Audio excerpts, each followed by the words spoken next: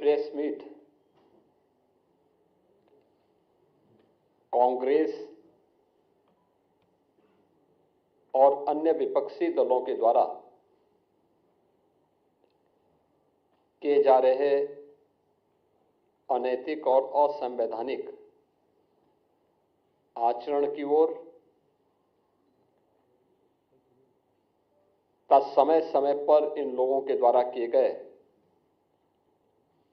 भारत के संविधान के शिल्पी बाबा साहब डॉक्टर भीमराव अंबेडकर के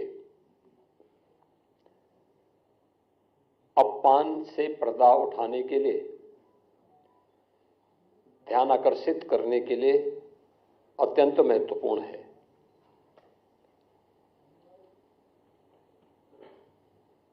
हम सब जानते हैं, देश की आजादी के आंदोलन में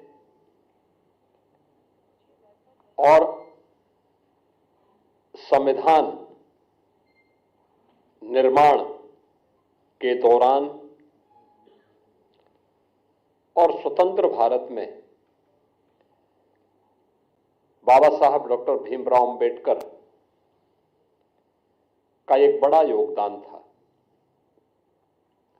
अत्यंत महत्वपूर्ण उनकी भूमिका समय समय पर रही। वे भारत माता के एक महान सपूत थे।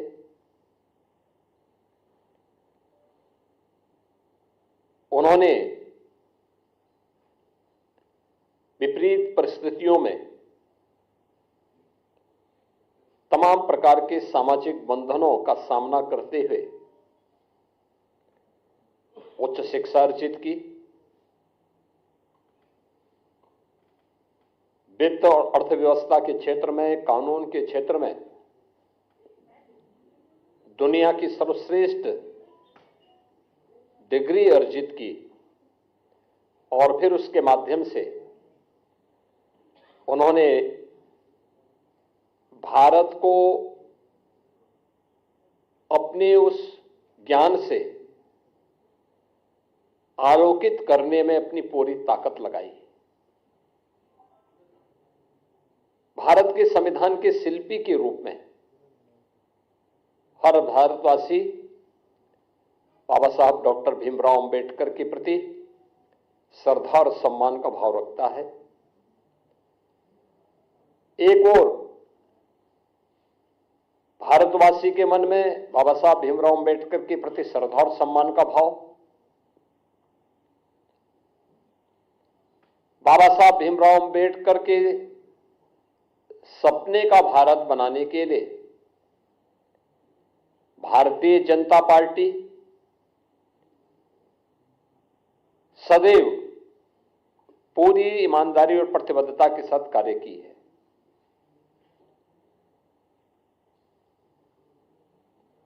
श्रद्धेय अटल बिहारी वाजपेयी जी का यह जन्म शताब्दी वर्ष है और कल उनके जन्म सदी का एक आयोजन भी पूरे देश के अंदर होने जा रहा है। अटल जी की सरकार रही हो या आदरणीय प्रधानमंत्री नरेंद्र मोदी जी के नेतृत्व में चलने वाली भारतीय जनता पार्टी की सरकार, सदैव बाबा साहब भीमराव अंबेडकर की भावनाओं के अनुरूप भारतीय जनता पार्टी ने बाबा साहब भीमराव अंबेडकर को सम्मान दिया, उन भावनाओं को प्रतिनिधित्व दिया और हर स्तर पर उनके प्रति श्रद्धा और सम्मान का भाव रखा। चाहे वे पंचतीर्थ याद करें, बाबा साहब भीमराव अंबेडकर का जन्म मऊ मध्य प्रदेश के जिस क्षेत्र में हुआ था, वहां पर भारतीय जनता पार्टी के तत्कालीन मुख्यमंत्री श्री सुंदरलाल पटवा जी ने स्मारक बनाने का काम किया था और उसका उद्घाटन श्रद्धेय अटल बिहारी वाजपेयी जी के द्वारा किया गया। दिल्ली में अंबेडकर सेंटर के लिए भूमि प्रदान किया था स्वर्गीय चंद्रशेखर जी ने। और वहां पर अंबेडकर इंटरनेशनल सेंटर की स्थापना आदरणीय प्रधानमंत्री मोदी जी ने किया। दीक्षा भूमि नागपुर में भव्य स्मारक बनाने का कार्य हो, या फिर इंग्लैंड में जहां पर बाबा साहब भीमराव अंबेडकर ने उच्च शिक्षा अर्जित की थी, वहां पर बाबा साहब भीमराव अंबेडकर का भव्य स्मारक बनाने का कार्य हो, या फिर मुंबई के चैत्य भूमि, ये पंच तीर्थ जो बाबा साहब भीमराव अंबेडकर से जुड़े हुए हैं, ये भारतीय जनता पार्टी ने बनाए हैं और बाबा साहब की स्मृति को जीवंत बनाए रख करके सदैव सदैव के लिए भारत के अंदर वंचितों और दलितों के लिए एक आशा की किरण के रूप में बाबा साहब भीमराव अंबेडकर को सम्मान दिया। आज जो कुछ भी कार्य मोदी जी के नेतृत्व में चलने वाली एनडीए की सरकार के द्वारा किए जा रहे हैं, जिनमें पहली बार दलित और वंचित शासन की योजना का हिस्सा ईमानदारी के साथ बन रहा है, चाहे वह हर घर में शौचालय बनाने का कार्य हो, हर एक परिवार को, वंचित और दलित परिवार को आवास की सुविधा, सिर ढकने के लिए आवास की सुविधा हो, स्वास्थ्य बीमा का कवर देने का कार्य हो,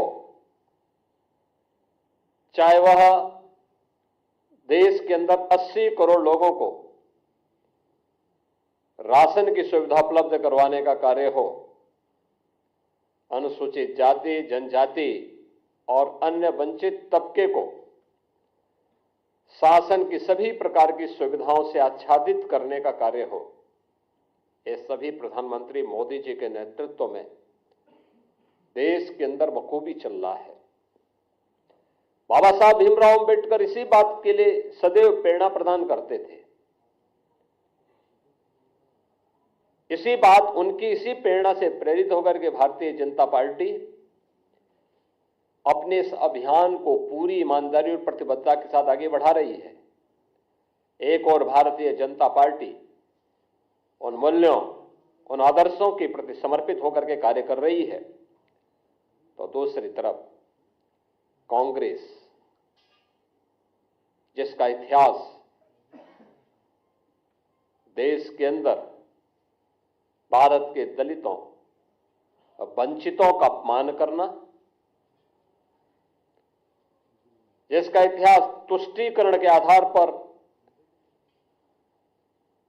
दलितों और वंचितों को उनके अधिकारों से पूरी तरह रोकने की एक कुत्सित चेष्टा का हिस्सा रहा है, और दूसरी तरफ तुष्टीकरण के आधार पर देश को विभाजन के कगार तक पहुंचाने का कार्य भी कांग्रेस ने किया। कौन नहीं जानता है कि पंडित नेहरू नहीं चाहते थे कि बाबा साहब भीमराव अंबेडकर संविधान सभा का हिस्सा बने। कांग्रेस नहीं चाहती थी कि बाबा साहब भीमराव अंबेडकर को संविधान सभा के ड्राफ्टिंग कमेटी का अध्यक्ष बनाया जाए, और राष्ट्रपिता महात्मा गांधी के हस्तक्षेप के बाद यह संभव हो पाया, और कांग्रेस ने अपनी कुत्सित मंशा का परिचय बाबा साहब भीमराव अंबेडकर के प्रति अपने विद्वेष भावना को तब परिचय दिया जब यूपीए की सरकार थी, और उस समय उन्होंने पाठ्य पुस्तकों के उस कार्टून को, जिसमें बाबा साहब भीमराव अंबेडकर के चित्र को पंडित नेहरू के द्वारा कोड़े मारने के एक कार्टून के माध्यम से दिखाया था, एक कांग्रेस की कुत्सित मानसिकता को दिखाता है। बाद में जब विरोध हुआ तो तत्कालीन मानव संसाधन विकास मंत्री कपिल सिब्बल को माफी मांगनी पड़ी थी, और ये पुस्तकों को वापस करना पड़ा था। कौन नहीं जानता है कि बाबा साहब भीमराव अंबेडकर को पहला आम चुनाव 1952 में मुंबई नॉर्थ से, फिर 1954 में उपचुनाव हराने का कार्य भी तो कांग्रेस ने ही किया था। यहां तक कि पंडित नेहरू बाबा साहब भीमराव अंबेडकर के विरोध में प्रचार करने के लिए गए। जब वे बाबा साहब भीमराव अंबेडकर भंडारा से चुनाव लड़ने के लिए गए महाराष्ट्र में, वहां पर भी उन्हें पराजित करवाया कांग्रेस ने। कांग्रेस कभी नहीं चाहती थी कि बाबा साहब भीमराव अंबेडकर संसद में जाएं, दलितों की आवाज बने, वंचितों की आवाज बने, और सदैव उन्हें अपमानित करने का काम करती थी। कांग्रेस लगातार, कांग्रेस की मंशा हमेशा ये रही, और कांग्रेस ने न केवल उन्हें हराया बल्कि उन्हें हराने के लिए बाबा साहब भीमराव अंबेडकर के जो अनन्य सहयोगी थे नारायण काजोलकर, उन्हें तोड़ करके उन्हें ही बाबा साहब भीमराव अंबेडकर के खिलाफ चुनाव लड़वा दिया था। और हम सब जानते हैं कि उन्हें चुनाव लड़ाने के परिणति क्या थी, बाबा साहब चुनाव हारे। और उन्हीं काजोलकर को कांग्रेस ने 1970 में पद्म पुरस्कार से भी सम्मानित किया। कांग्रेस ने बाबा साहब भीमराव अंबेडकर की महापरिनिर्वाण के बाद कहीं भी उनकी स्मारक नहीं बनने दिया। जो भारतीय जनता पार्टी ने सरदार अटल बिहारी वाजपेयी जी के समय और आज आदरणीय प्रधानमंत्री नरेंद्र मोदी जी के समय जो पंचतीर्थ बने हैं, ये भारतीय जनता पार्टी ने बनाए हैं, कांग्रेस ने नहीं। कांग्रेस ने कभी नहीं बनने दिया। बाबा साहब भीमराव अंबेडकर को कभी पद्म पुरस्कार तक नहीं देने दिया। भारत रत्न भी बाबा साहब भीमराव अंबेडकर को तब मिला जिस सरकार में भारतीय जनता पार्टी सपोर्ट कर रही थी। कांग्रेस का इतिहास इसी से आप समझ सकते हैं। जो बाबा साहब भीमराव अंबेडकर ने अपने इस्तीफे के दौर के बाद कही थी, अब उन्हें अपने पद को छोड़ने के लिए मजबूर होना पड़ा था, तो उन्होंने उस समय नेहरू सरकार पर आरोप लगाए थे। और यह परंपरा है कि कोई मंत्री अपने पद से इस्तीफा सदन के रहते हुए दे रहा है तो उसे सदन में बोलने का अवसर दिया जाता है। बाबा साहब भीमराव अंबेडकर को नहीं बोलने दिया सदन में, अपमान यहां पे भी किया गया। उनके इस्तीफे को उजागर नहीं होने दिया गया। अपने इस्तीफे में बाबा साहब अंबेडकर इस बात को कहते हैं कि कांग्रेस को वंचितों और दलितों की चिंता नहीं है, पंडित नेहरू को दलितों और वंचितों की चिंता नहीं है, इन्हें मुसलमानों की चिंता है। ये वंचितों और दलितों से ज्यादा महत्व उन्हें देते हैं, और मैं वंचित और दलितों की आवाज बनना चाहता हूं। मैंने वित्त और अर्थशास्त्र विषय से उच्च डिग्री हासिल की है, मुझे किसी संसदीय समिति में तक नहीं रखा गया है।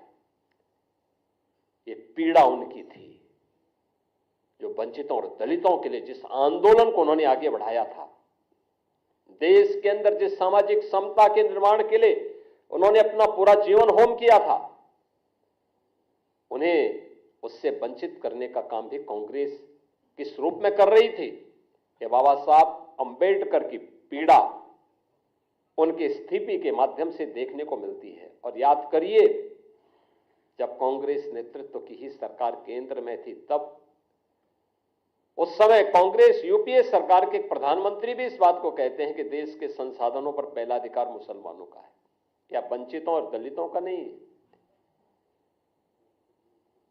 यानी देश को कैसे लोग आपसी बंटवारे का कार्य कर रहे हैं, ये किसी से छुपा हुआ नहीं है। और जो बाबा साहब भीमराव अंबेडकर देश के दलितों और वंचितों को अपमान करने का जो एक काला अध्याय कांग्रेस का रहा है, कमोवेश वही परिपाटी समाजवादी पार्टी ने भी अपनाई है। याद करिए, समाजवादी पार्टी की सरकार के समय 2012 में जब सरकार बनी थी, तब तत्कालीन मुख्यमंत्री ने कहा था कि सामाजिक न्याय से जुड़े हुए जो स्मारक हैं लखनऊ में बने हुए, सबको तोड़वा देंगे। यानी उन्हें सामाजिक न्याय के इन पुरोधाओं के स्मारक उन्हें अच्छे नहीं लग रहे थे, और उन्होंने अपने समय में किया भी। कन्नौज के बाबा साहब अंबेडकर के नाम पर बने हुए मेडिकल कॉलेज का नामकरण हटा दिया, उसे बाबा साहब भीमराव अंबेडकर का नाम हटा दिया। लखनऊ में भाषा विद्यालय मान्यवर कांसी राम जी के नाम पर स्थापित था। वे सामाजिक न्याय की जिस लड़ाई वो लड़े थे, समाजवादी पार्टी ने नाम हटा दिया। सहारनपुर मेडिकल कॉलेज के नाम हटा दिया, तमाम जनपदों से नाम हटा दिए गए। ये चीजें दिखाती हैं कि लोग किस रूप में समाज को विभाजित करने के लिए राजनीति करना चाहते हैं। आदरणीय गृह मंत्री जी के बयान को आधा अधूरा मीडिया के सामने प्रस्तुत करके उसके नाम पर किस प्रकार से अपनी राजनीतिक रोटियां इनके द्वारा सेकी जा रही है, किस तरीके से समाज को गुमराह करने का कार्य किया जा रहा है। अपने किए हुए पर पर्दा डालने के लिए इनके द्वारा लगातार इस शरारत की जा रही है। इन लोगों ने अपने कालखंड के दौरान, अपने कार्यकाल के दौरान बाबा साहब भीमराव अंबेडकर सामाजिक न्याय के पुरोधाओं और महापुरुषों, दलितों और वंचितों के प्रति जो विद्वेष की भावना इन लोगों के मन में थी, ये आज भी उस प्रकार का आचरण लगातार कर रहे हैं। और यही कारण है कि जो भारतीय जनता पार्टी लगातार प्रधानमंत्री मोदी जी के नेतृत्व में दलितों और वंचितों के लिए नई नई योजनाएं ला रही है, उनके उत्थान के लिए कार्य कर रही है। जीरो पॉवर्टी के लक्ष्य को प्राप्त करने के लिए उन्हें 100% सिचुएशन के लक्ष्य की ओर बढ़ाने के लिए पूरी ईमानदारी के साथ कार्य कर रही है। इन सब के पीछे प्रेरणा बाबा साहब भीमराव अंबेडकर की है। उत्तर प्रदेश में हमारी सरकार ने स्वयं लखनऊ में बाबा साहब भीमराव अंबेडकर के नाम पर बाबा साहब अंबेडकर इंटरनेशनल सेंटर की स्थापना हम लोग कर रहे हैं। उत्तर प्रदेश के अंदर हर सरकारी कार्यालय में बाबा साहब भीमराव अंबेडकर का चित्र हमारी सरकार के समय, डबल इंजन की सरकार के समय लगे हैं। आजादी के बाद उत्तर प्रदेश से पहला दलित देश का राष्ट्रपति भी बनता है। पहली बार देश के अंदर कोई महिला जनजाति समाज से जुड़ी हुई एक मातृशक्ति भारत के सर्वोच्च संवैधानिक पद पर बैठती है। प्रधानमंत्री मोदी जी की प्रेरणा, उनकी लीडरशिप सबको सम्मान देने की है।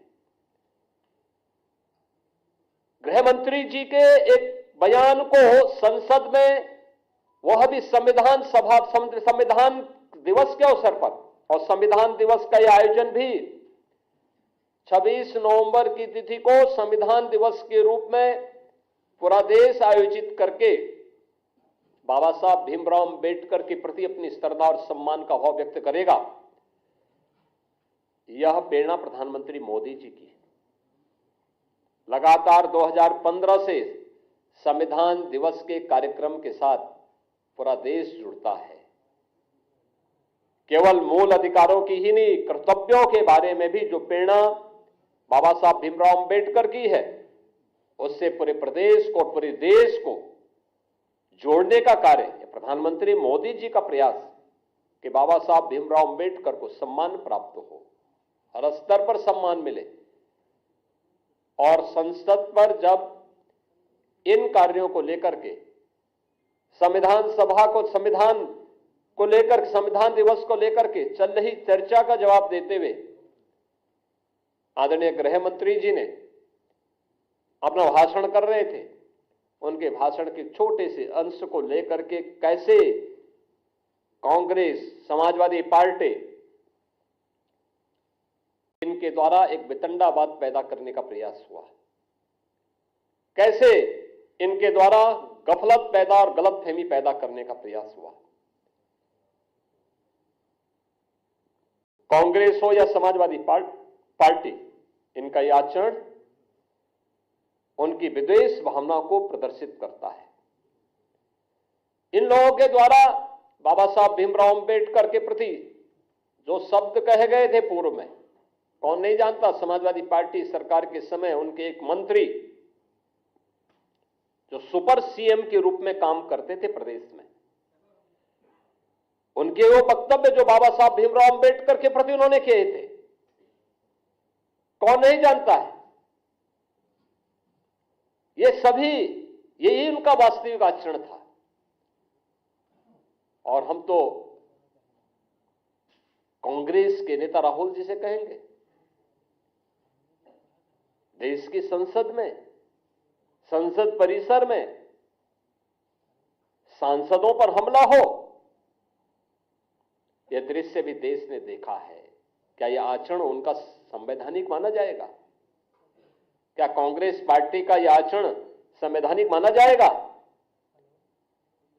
भारतीय जनता पार्टी के दो सांसद चोटिल होते हैं।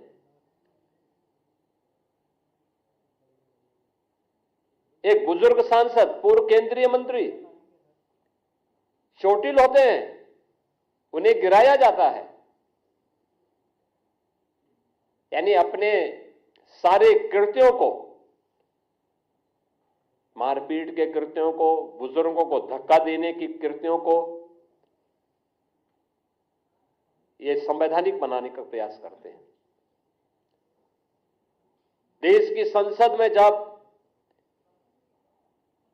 अनुसूचित जाति जनजाति के हितों के लिए या महिलाओं के कल्याण के लिए आने वाले बिल को जब से राहुल गांधी के द्वारा फाड़े जाते हैं, क्या यह आचरण संवैधानिक है? अपने इन असंवैधानिक कार्यों के लिए बाबा साहब भीमराव अंबेडकर का अपमान करने की कांग्रेस की फितरत, चाहे वह कांग्रेस के द्वारा या समाजवादी पार्टी के द्वारा, इन सभी को देश की जनता से माफी मांगनी चाहिए। देश की जनता इनके आचरणों से इन्हें कभी माफ नहीं करने वाली है, क्योंकि आज इनका वास्तविक चरित्र सबके सामने आ चुका है। और अपने किए पर पर्दा डालने के लिए ये वर्तमान में समाज में विद्वेष की खाई को और चौड़ा करना चाहते हैं, लेकिन यह इनके ये कृत्य कभी अब सफल नहीं होने वाले हैं। जनता इन्हें खारिज कर चुकी है, बार बार खारिज की है। 2014 में खारिज की, 2017 में खारिज की, 2019, 2022, 2024 और अभी हाल ही के चुनाव में भी खारिज की है, आगे भी खारिज करेगी। मुझे आप सबसे यह अपील करनी थी कि कांग्रेस और समाजवादी पार्टी के इन कृत्यों को आम जनता के सामने रखने की आवश्यकता है और आम जनता ही नहीं बल्कि पूरे देश से ये दल अपने कृत्यों के लिए माफी मांगे। धन्यवाद जी।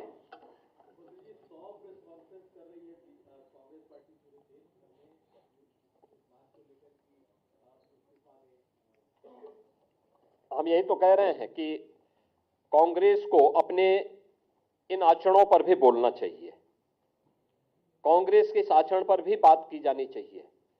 आखिर बाबा साहब भीमराव अंबेडकर को भारत रत्न कांग्रेस के समय क्यों नहीं मिला? बाबा साहब भीमराव अंबेडकर को 1952 में, 1954 के उपचुनाव में और उसके बाद भंडारा के चुनाव में कांग्रेस पार्टी ने उनके खिलाफ चुनाव लड़वा करके, प्रचार करके और साजिश से उन्हें हराने की जो कुत्सित चेष्टा की, क्या इसके बारे में कांग्रेस बताएगी? बाबा साहब भीमराव अंबेडकर को उनकी योग्यता के विपरीत काम नहीं करने दिया गया। वित्त और उद्योग जैसे महत्वपूर्ण विभागों का दायित्व नहीं दिया गया। बाबा साहब भीमराव अंबेडकर को किसी महत्वपूर्ण संसदीय समिति का चेयरमैन नहीं बनाया गया। ये चीजें दिखाती हैं कि बाबा साहब भीमराव अंबेडकर के प्रति कितना विद्वेष का भाव कांग्रेस के मन में था। उनके सहयोगी को तोड़ करके उन्हें चुनाव हराया जाता है। कांग्रेस को इस पे स्पष्टीकरण देना चाहिए और देश की जनता से माफी मांगनी चाहिए।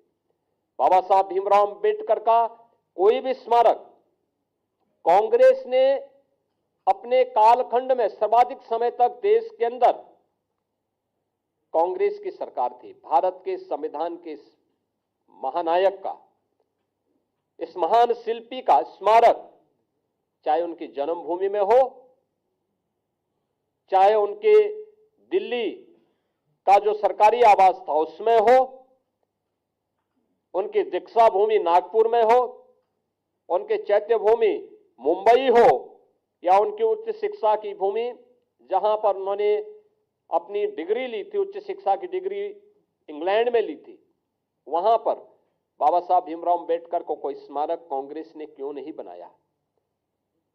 कांग्रेस को इस पर भी सफाई देनी चाहिए और देश की संसद में से राहुल गांधी के द्वारा देश की संवैधानिक मर्यादाओं को, संसदीय परंपराओं को तार-तार करते हुए जो बिल की प्रतियां फाड़ी थी, क्या कांग्रेस इसके बारे में माफी मांगेगी? और कांग्रेस को इसके बारे में देश की जनता को बताना चाहिए। धन्यवाद जी।